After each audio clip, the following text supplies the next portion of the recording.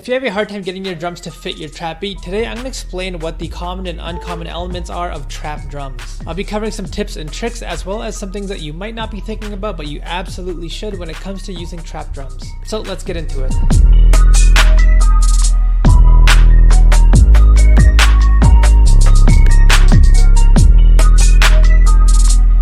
First up, let's take a look at the 808.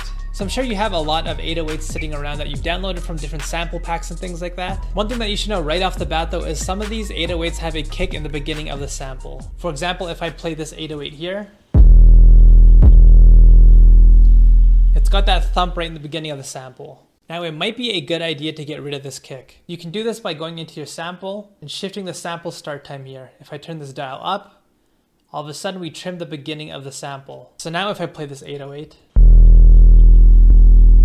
it no longer has that thump in the beginning. This might be useful for a few different reasons. For example, if I took my 808 and I wanted to come up with a melodic pattern using my 808 bass, for example, the one that I have in this beat here, I'm not just playing the same note over and over again, I have something a little bit more melodic here. What will happen is that kick will also start playing at different pitches. Now this might lead to some issues down the road. Let's say for example, I chose an entirely different kick sample that I wanted to create my own pattern with. At times what might happen is it'll sound like there's multiple kicks playing, which might not sound all that good. If I still had that kick portion of this 808 sample still in it and I had my own kick layered on top of it, they might collide and cause some issues. But if you made the decision not to want to use your own kick and you want to use the kick from the 808, it still might cause some issues. You can hear if I just isolate the kick instead of removing it,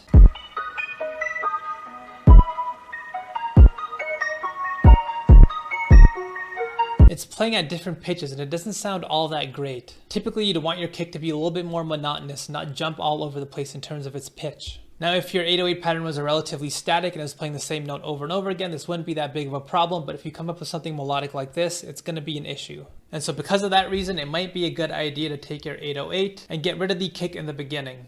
And at this point you can just program your own kick pattern separately with an entirely separate sample, but if I really like the sound of the kick that came with this 808, it might be a good idea to just clone the sample here. And then at this point I could just isolate the kick instead. And I could create a kick pattern using this sample, but instead of having the notes jump up and down in pitch, I could just play the exact same note over and over again. And it'll just sound a lot more stable. But fundamentally, the 808 is what's going to provide the low end in your beat. It's going to provide a pretty dense sub bass, and it can be a source of melody in your beat as well. I did a video a while back on coming up with your own 808 pattern, so watch that if that's something that you need help with. And those are some of the important things that you need to know about 808s. So now let's move on to kicks. Typically, it's a good idea to choose a kick that's a little bit more thumpy so it doesn't get drowned out by the 808, nor does it interfere with the same frequencies that the 808 takes up. There are tons of kicks that we can choose from, but typically using a kick that sounds a little bit like this instead of a kick that sounds like this, it's just going to be a smarter choice overall. We already have those subby frequencies covered with our 808, so there's no need to choose a kick that also covers those exact same frequencies. Since there's going to be a lot of low end presence because of the 808 and all we really need is something thumpy, it might be a good idea to choose a kick that's shorter in length.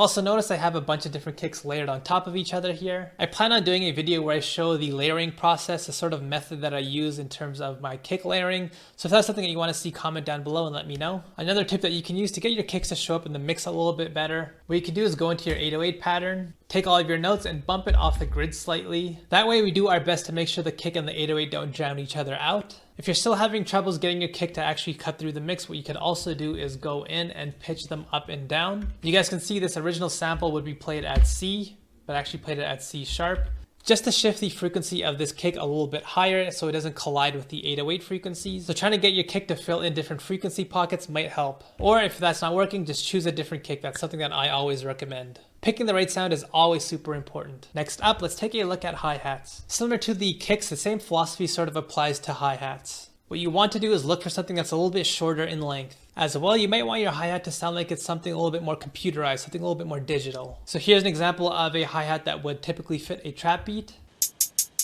It's very short in length and it sounds really digital. Compared to this hi-hat here, This is not something that you'd hear commonly in a trap beat. You can see in terms of length, the hi-hat that I showed first is about half the length of the second one. Now the reason why this is important is because typically in a trap beat, you're going to have your hi-hats playing quite a bit in the beat. And so to make sure that your beat doesn't get completely overwhelmed and cluttered with the sound of hi-hats, it might be a good idea to choose a shorter sound. You guys can hear the difference. Here I have the typical trap type of hi-hat.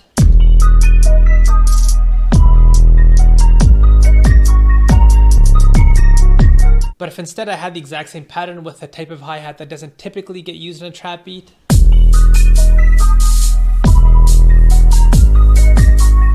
because the sample is so much longer, it just feels like it takes up a lot more room in the beat, and that might not be good. If we open up an EQ and take a look at the common frequency of a trap hi-hat,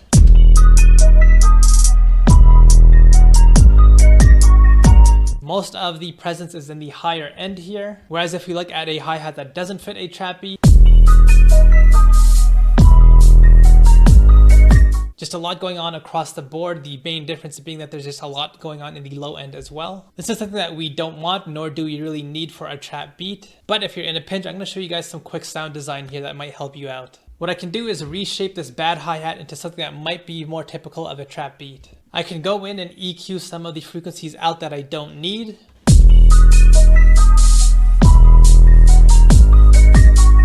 As well, I can go into the sample settings and play around with the shape of the actual hi-hat. If I turn on the envelope here, and I turn the attack way down, turn down the hold, also get rid of a lot of the release.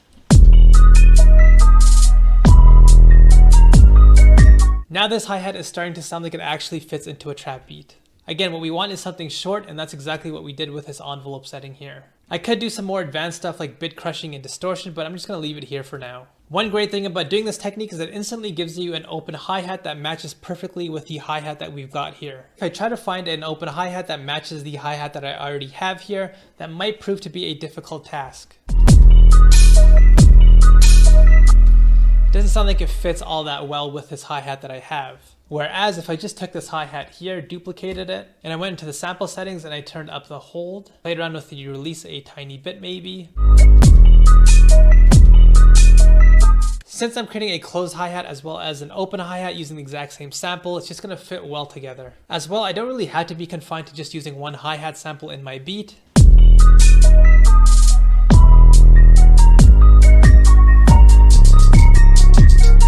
A very common technique is to use multiple hi-hats in your beat. It'll just add some variation. Next up, we have claps and snares. So in my mind, there is a difference between when you'd want to use a clap and when you'd want to use a snare. For me, if I wanted to use something that's a little bit more prevalent in the beat, a little bit more in the foreground, I would go with a snare. But if I wanted something that's a little bit less in the spotlight, something that's a little bit more inconspicuous, I would go with a clap. So here's how the beat would sound with a clap.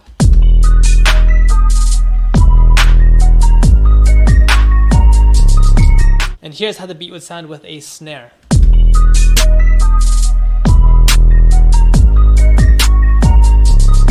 Once again, the snare that I have here that fits with a typical trap beat really does have a computerized digital feel to it. It doesn't sound like an acoustic type of snare. So if I did have an acoustic type of snare in my beat,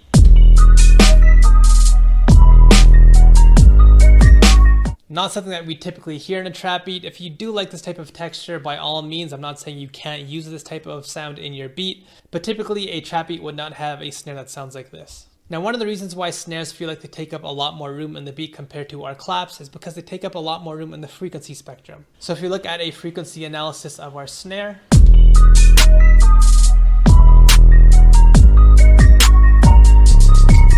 and now looking at a clap,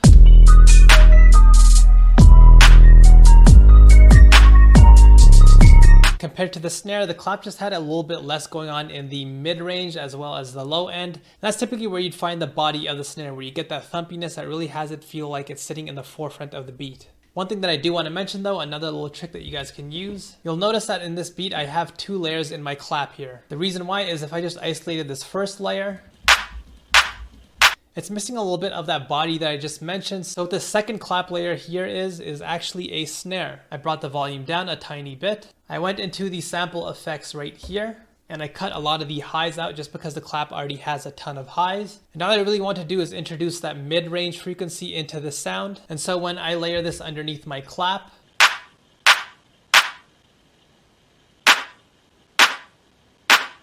Just feels like it has a little bit more body to it and it's just not going to get drowned out in the beat. If I start cranking this layer up though, it might start sounding too much like a snare. So that's a trick you guys can use with your claps. We don't necessarily have to be stuck with one or another. We can sort of take the elements of claps and elements of snares and sort of morph them together to make a more effective sound in our beat. Now let's start looking at more percussive types of instruments. Things that would fall into this category, I'd say, are things like side sticks, rims, claves, toms, or cowbells. Those are the typical percussion sounds that you'd find in a trap beat. Now, having said that, not every single trap beat has percussion sounds in it. And even the ones that do don't use every single one of those sounds. But I'll walk you through how you might want to think about using all of these sounds in your beats and some of the tricks that you can do with them. Starting off, we'll look at side sticks, rims, and claves. So we can use these to create additional rhythms in our beat essentially. They can also be used to fill up space in our beat if it doesn't feel like there's much going on in the beat overall. So you can take a listen to how I use these sounds in this beat here.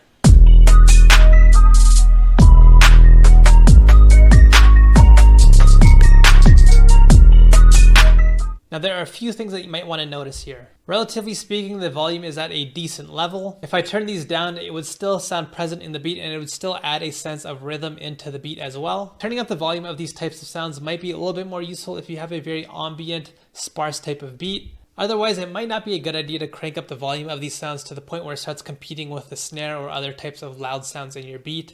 You'll also notice I didn't play the exact same note over and over again. Compared to our snares and our claps, these sounds sort of stay static. I have the exact same note playing over and over again. You don't want too much variation when it comes to the pitch of these types of sounds. But with these additional percussion noises, we can open it up a little bit more. We can use these sounds not only rhythmically, but also melodically. So you can be a little bit more expressive with these sounds and add an extra dimension into your beat. Additionally, if we want, we can use these sounds to layer underneath our snare or our kick. You can see that's exactly what I did with my clave here. I had it sit underneath the clap every once in a while.